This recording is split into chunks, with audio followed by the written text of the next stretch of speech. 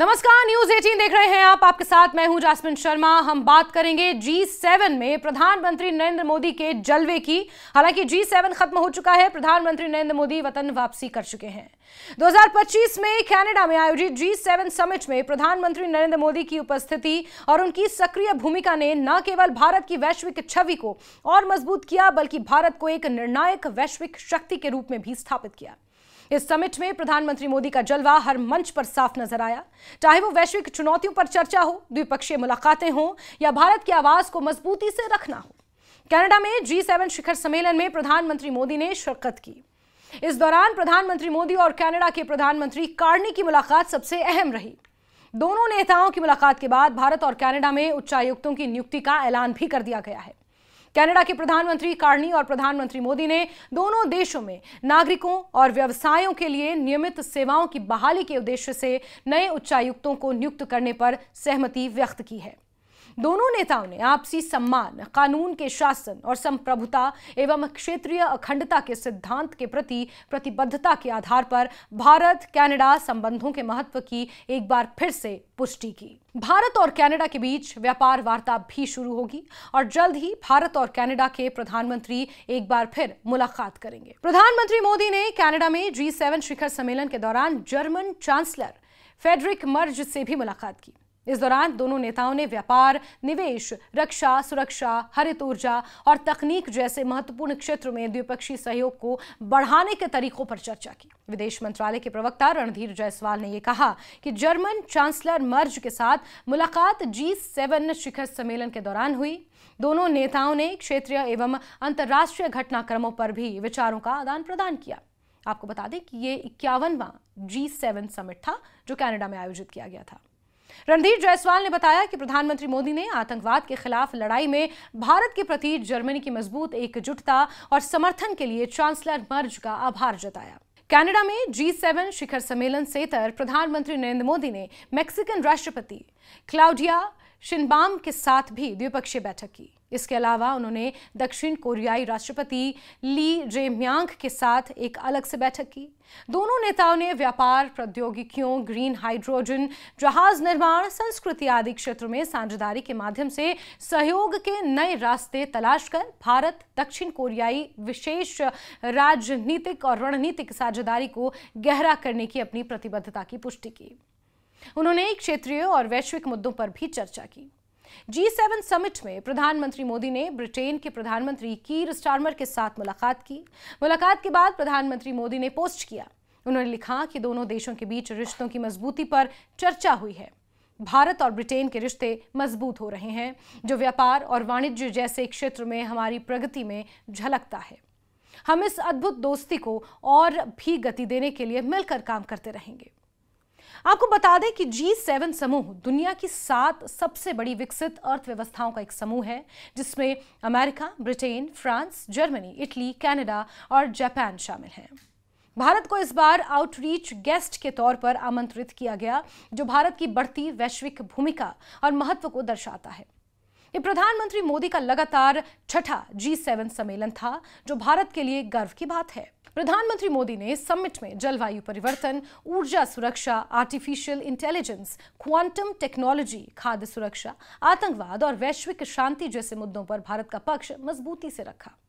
उन्होंने विकासशील देशों की आवाज को प्रमुखता से उठाया और ग्लोबल साउथ के लिए न्याय संगत विकास की मांग की। उनका भाषण संतुलित, तथ्यपूर्ण और दूरदर्शी था, जिसमें उन्होंने तकनीक के जिम्मेदार इस्तेमाल, हरित ऊर्जा और वैश्विक सहयोग की आवश्यकता पर जोर दिया। प्रधानमंत्री मोदी ने समिट में भारत की उपलब्धियों, डिजिटल इंडिया, स्टार्टअप इंडिया, हरित ऊर्जा, कोविड वैक्सीनेशन अभियान और अंतरिक्ष कार्यक्रम का उल्लेख किया था। उन्होंने बताया कि कैसे भारत ने न केवल अपनी बल्कि पूरी दुनिया की भलाई के लिए काम किया है और आगे भी निरंतर कर रहा है। उनके नेतृत्व, क्षमता और आत्मविश्वास ने भारत को एक जिम्मेदार, भरोसेमंद और भविष्य की वैश्विक शक्ति के रूप में प्रस्तुत किया है। अंतर्राष्ट्रीय मीडिया में प्रधानमंत्री मोदी की सक्रियता, विचारशीलता, कूटनीतिक कौशल की सराहना हुई है। कई विदेशी अखबारों ने लिखा कि भारत अब सिर्फ एक उभरती अर्थव्यवस्था नहीं बल्कि वैश्विक मुद्दों पर निर्णायक भूमिका निभाने वाला देश बन चुका है। सोशल मीडिया पर भी #Modi@G7 ट्रेंड करता रहा और भारतीय समुदाय ने इसे देश की बड़ी उपलब्धि बताया। G7 समिट 2025 में प्रधानमंत्री नरेंद्र मोदी का जलवा हर स्तर पर देखने को मिला। उन्होंने भारत की आवाज को न केवल बुलंद किया बल्कि भारत को वैश्विक मंच पर नेतृत्वकर्ता के रूप में स्थापित किया। उनकी कूटनीति, दूरदर्शिता और संवाद कौशल ने यह साबित कर दिया कि भारत अब विश्व राजनीति में निर्णायक भूमिका निभाने के लिए पूरी तरह तैयार है। ये G7 समिट भारत के लिए ऐतिहासिक उपलब्धि और गर्व का क्षण है, जिसने देश की छवि और कूटनीतिक ताकत को नई ऊंचाइयों पर पहुंचाया है। G7 समिट के दौरान ही एक महत्वपूर्ण वाकया भी पेश आया, जहां अमेरिकी राष्ट्रपति डोनाल्ड ट्रंप और प्रधानमंत्री नरेंद्र मोदी की ऑपरेशन सिंदूर के बाद औपचारिक बातचीत फोन पर हुई, जो 35 मिनट तक चली। विदेश सचिव विक्रम मिस्री ने इस बातचीत का औपचारिक वर्जन साझा किया, जिसमें यह स्पष्ट नजर आ रहा है कि भारत ने अमेरिका के सामने भी मजबूती से अपना पक्ष रखा और अमेरिका ही नहीं बल्कि पूरे विश्व को यह संदेश देने की कोशिश की कि भारत आज की डेट में अपनी लड़ाई लड़ना खुद जानता है, चाहे वो आतंकवाद के खिलाफ ही क्यों ना हो। 9-10 मई की रात को पाकिस्तान के हमले का भारत ने बहुत सशक्त जवाब दिया और पाकिस्तान की सेना को बहुत नुकसान पहुंचाया। उसके मिलिट्री एयर बेसिस को इनऑपरेबल बना दिया। भारत के मुंह तोड़ जवाब के कारण पाकिस्तान को भारत से सैन्य कार्रवाई रोकने का आग्रह करना पड़ा। प्रधानमंत्री मोदी ने राष्ट्रपति ट्रंप को स्पष्ट रूप से कहा कि इस पूरे घटनाक्रम के दौरान कभी भी किसी भी स्तर पर भारत अमेरिका ट्रेड डील या अमेरिका द्वारा भारत और पाकिस्तान के बीच मध्यस्थता जैसे विषयों पर बात नहीं हुई थी। सैन्य कार्रवाई रोकने की बात सीधे भारत और पाकिस्तान के बीच दोनों सेनाओं की एग्जिस्टिंग चैनल्स के माध्यम से हुई थी और पाकिस्तान के ही आग्रह पर हुई थी। प्रधानमंत्री मोदी ने जोर देकर कहा कि भारत ने न तो कभी मध्यस्थता स्वीकार की थी, न करता है और न ही कभी करेगा। इस विषय पर भारत में पूर्ण रूप से राजनीतिक एकमत है।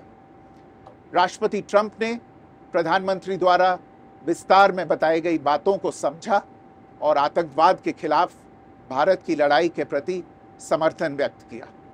प्रधानमंत्री मोदी ने यह भी कहा कि भारत अब आतंकवाद को प्रॉक्सी वॉर नहीं, युद्ध के रूप में ही देखता है और भारत का ऑपरेशन सिंदूर अभी भी जारी है।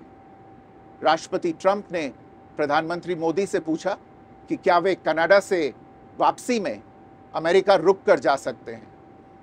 पूर्व निर्धारित कार्यक्रमों के कारण प्रधानमंत्री मोदी ने अपनी असमर्थता व्यक्त की। दोनों लीडर्स ने तब तय किया कि वे निकट भविष्य में मिलने का प्रयास करेंगे। राष्ट्रपति ट्रंप और प्रधानमंत्री मोदी ने इजरायल ईरान के बीच चल रहे संघर्ष पर भी चर्चा की। रूस यूक्रेन कॉन्फ्लिक्ट पर दोनों ने सहमति जताई कि जल्द से जल्द शांति के लिए दोनों पक्षों में सीधी बातचीत आवश्यक है और इसके लिए प्रयास करते रहना चाहिए। इंडो पैसिफिक क्षेत्र के संबंध में दोनों नेताओं ने अपने परिप्रेक्ष्य साझा किए और इस क्षेत्र में क्वाड की अहम भूमिका के प्रति समर्थन जताया। क्वाड की अगली बैठक के लिए प्रधानमंत्री मोदी ने राष्ट्रपति ट्रंप को भारत यात्रा का निमंत्रण दिया। राष्ट्रपति ट्रंप ने निमंत्रण स्वीकार करते हुए कहा कि वे भारत आने के लिए उत्सुक हैं। भारत ने यह स्पष्ट कर दिया कि अमेरिका के साथ बातचीत ना ही ट्रेड को लेकर और ना ही मध्यस्थता को लेकर हुई, बल्कि भारत ने अगर पाकिस्तान के साथ सीज फायर समझौता किया तो वो सिर्फ और सिर्फ अपनी शर्तों पर किया। G7 जैसे मंच से इस संदेश का जाना भारत के लिए एक बहुत बड़ी बात है और भारत का इस वक्त जिस तरह से भारत का पूरे विश्व में स्थान है, भारत जिन ऊंचाइयों को छू रहा है, मजबूती से पूरी दुनिया के सामने अपनी बात रखता हुआ नजर आ रहा है।